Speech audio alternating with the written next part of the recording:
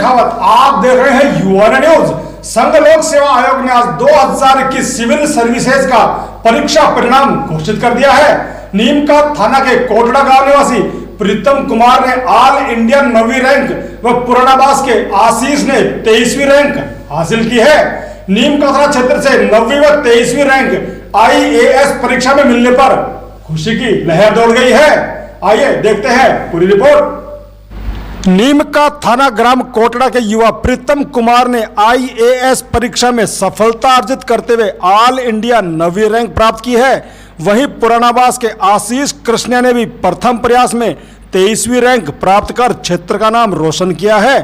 दोनों ही युवाओं में देश सेवा का जज्बा बचपन से ही है। प्रीतम कुमार के पिता सुभाष जाखड़ कारगिल योद्धा रहे हैं और वर्तमान में नीम का थाना ब्लॉक शिक्षा अधिकारी कार्यालय में लिपिक के पद पर कार्यरत है। वहीं आशीष के पिता भी सेना में सूबेदार की पोस्ट से रिटायरमेंट लेकर अभी कोटा में प्राइवेट सर्विस में काम कर रहे हैं। बचपन से ही अनुशासन में रहे दोनों युवाओं ने देश की सबसे बड़ी परीक्षा में सफलता प्राप्त कर क्षेत्र का नाम रोशन करते हुए अन्य युवाओं के लिए सफलता का मंत्र दिया है।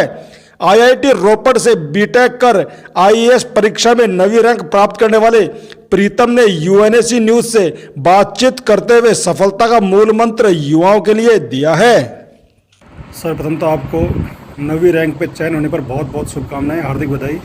धन्यवाद। तो आपने तैयारी किस प्रकार की? मैंने 2018 में अपनी तैयारी शुरू की थी जी। मैंने 1 साल कोचिंग ली थी क्योंकि मेरा इसमें पहले बैकग्राउंड नहीं था। मेरा इलेक्ट्रिकल इंजीनियरिंग से मैंने की है, तो मेरा general studies, political science, polity, economy वगैरह में थोड़ा नॉलेज नहीं था, तो मेरे को लगा कि कोचिंग लेना ठीक होगा। तो मैंने 1 साल कोचिंग की थी जो कि काफ़ी हेल्पफुल रही है।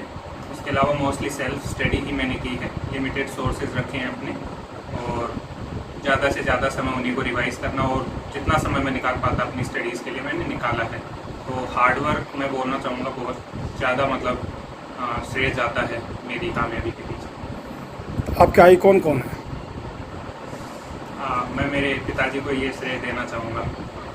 उन्होंने कारगिल की वॉर लड़ी है, पहले आर्मी में थे और हमेशा से वो मेरे प्रेरणा स्रोत रहे हैं इस मामले में। काफ़ी डिसिप्लिन और काफ़ी मोटिवेटेड रहते हैं वो हमेशा।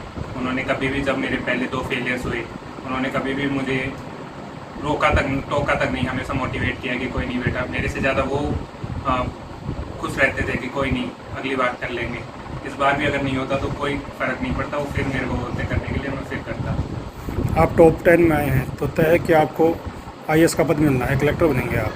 जी सर। तो आपका क्या ध्येय है, क्या सोच के चल रहे हैं आप?